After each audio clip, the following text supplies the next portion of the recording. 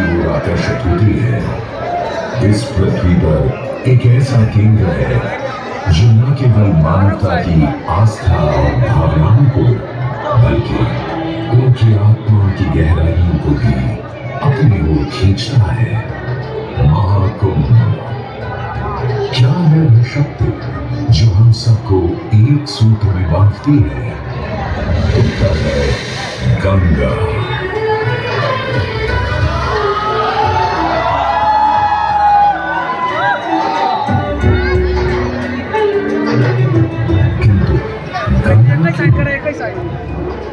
क्योंकि गंगा कोई नदी नहीं है, आस्था की अविरल तरल धारा है गंगा।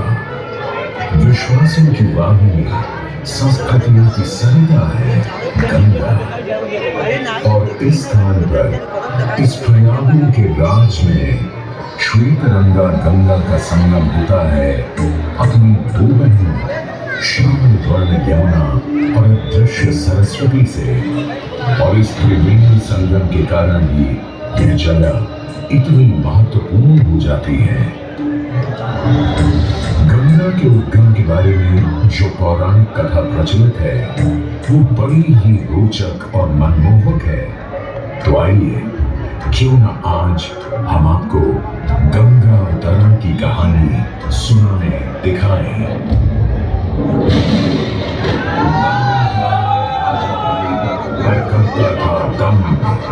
पूरी पृथ्वी पर फैला था उसका ही आतंक। उसके आतंक को रोकने विष्णु ने धरा एक रूप, 52 अंगुल का बौना बनकर पहुंचे जहां था भूत।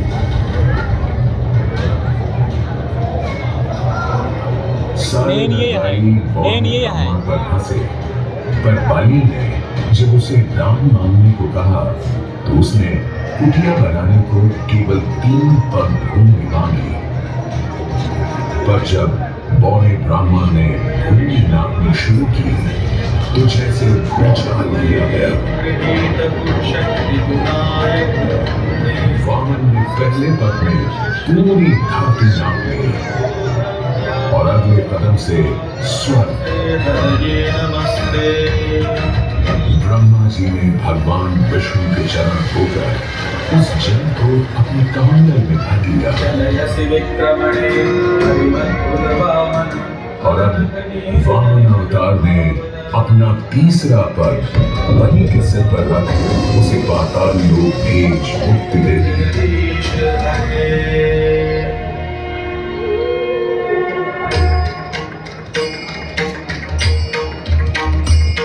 स्वर्गलोक में भगवान ब्रह्मा जी ने जब चरणामृत में हाथ डाला तो वहीं से निकल आई चंचल निर्मल धवल गंगा जी। पवित्रा किंतु चंचला, आज से तू मेरी पुत्री और नाम तेरा गंगा।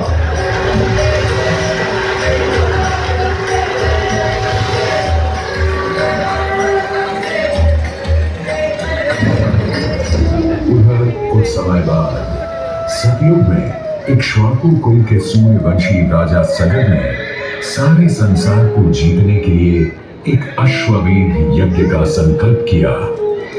सुने सुने सुने, सब सुने, यह जिन्हें पूजित धवल अश्व जहां भी जाएगा वो भूमि राजा सगर की मानी जाएगी। यदि किसी ने इस अश्व को रोका या पकड़ा तो उसे सगर के 60,000 एक पुत्रों और उनकी लक्षाधिक सेना का सामना करना पड़ेगा। सुने सुने सुने। भूलोक में सगर का अश्व अजेय अपराजेय बढ़ता जा रहा था और स्वर्गलोक में बढ़ती जा रही थी देवेंद्र इंद्र की दुविधा। डरकर वो अश्व को रोकने की युक्ति लगाने लगे। इंद्र ने राजा सगर के उस घोड़े को चुरा लिया और छल से महर्षि कपिल के आश्रम में बांध दिया। घोड़े को खोजते हुए राजा सगर के 60,000 पुत्र महर्षि कपिल के आश्रम में पहुंचे। वहां घोड़े को बंधा हुआ देख क्रोधित पुत्रों ने कपिल मुनि को घोड़ा चोर समझा और उन्हें अपशब्द कहने लगे। वाचाल कुमारों, यदि कपिल ऋषि ने खोली आंख तो तपस की युगाग्नि से जलकर तुम सब हो जाओगे राख।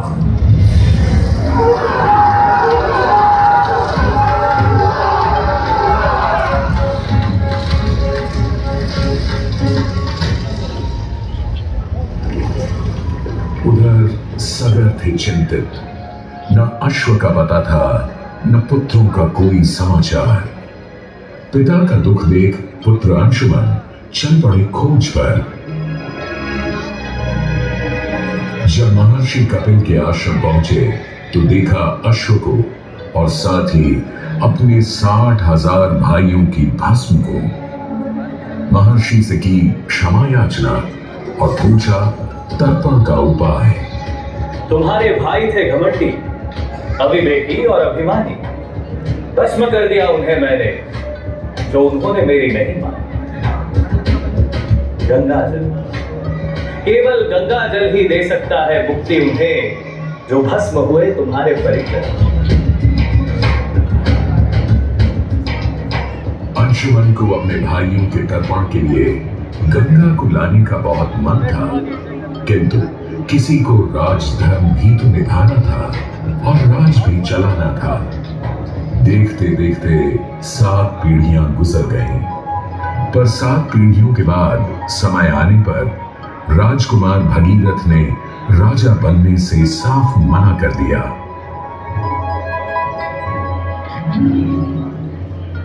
क्षमा कीजिए,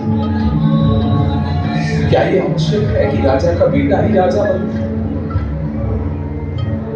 मैं पहले तपस्या करूं और फिर ब्रह्मा से गंगा को मांग कर पृथ्वी पर ले आऊं और फिर उनके पावन पवित्र जल से अपने 60,000 पूर्वजों का तर्पण करूं। दिन वर्ष बदले, ऋतुओं की हवा बदली, नदियों के किनारे बदले, किंतु नहीं बदला भगीरथ का संकल्प, गंगा उतरा।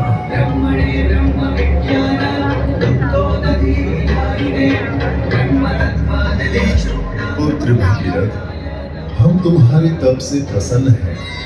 बताओ क्या आशीर्वाद चाहिए? हे भगवान, मेरे पूर्वज के तर्पण के लिए मुझे आपकी पुत्री गंगा चाहिए। तथास्तु, किंतु यदि गंगा स्वर्ग से सीधे धरती पर गिरी तो पृथ्वी को चीरते हुए गंगा सीधे पाताल में पहुंच जाएगी। इसलिए तुम भगवान शिव शंकर को मनाओ ताकि गंगा जब स्वर्ग से नीचे उतरे तो वो उसे अपनी जटा में थाम ले। अब भगीरथ ने एक अंगूठे पर खड़े होकर भगवान शंकर को मनाने के लिए शिव शंकर का जाप शुरू कर दिया। जय मन भावन जय पतित पावन शोक कशावन शिव शंभो विपद विहारम अधम उदाहरण सत्य सनातन शिव शंभो सहज वचन हर जल जन यन वर धवल मांग लो पुत्र, कोई भी वर मांग लो आज। हे प्रभु, जब गंगा स्वर्ग से धरती पर गिरे तब आप बीच में उन्हें अपनी जटाओं में साध लें, नहीं तो पूरी पृथ्वी नष्ट हो जाएगी। बस इतनी सी बात? ठीक है, ब्रह्मदेव से कहो शिव तैयार है, आने दो गंगा को, आने दो। जय शिव शंकर जय करुणाकर जय जय जय जय हरे जय कैलाशी जय अविनाशी सुख राशि सुख साधन जय शशि शेखर जय प्रभु जय जय प्रेमाधार हरे जय त्रिपुरारी जय मदवारी अमित अनंत अपार निर्गुण जय जय सगुण नाम निराकार साकार हरे पार्वती पति हर हर शंभु पारि पारि जय रामेश्वर जय नागेश्वर वैद्यनाथ के नार हरे मल्लिकार्जुन सोमनाथ जय महाकाल ओंकार हरे देवतीश्वर जय विश्वेश्वर जीवेश्वर जगतार हरे काशीपति श्री विश्वनाथ जय अंतरमय अवतार नीलकंठ जय भूतनाथ जय मृत्युंजय अविकार हरे जय शिव शंकर जय करुणाकर जय जय कृपाल और यूं गंगा ने भगीरथ के साथ गंगा सागर जाकर सगर के पुत्रों का उद्धार किया।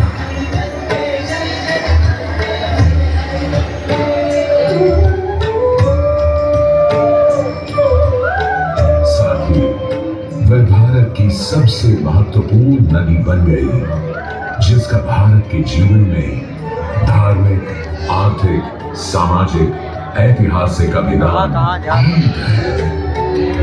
हे मां गंगे, हे जगदम्बे, हे मां गंगे। मोक्षदायिनी गंगा का यमुना और सरस्वती के साथ त्रिवेणी संगम मोक्ष का संगम है।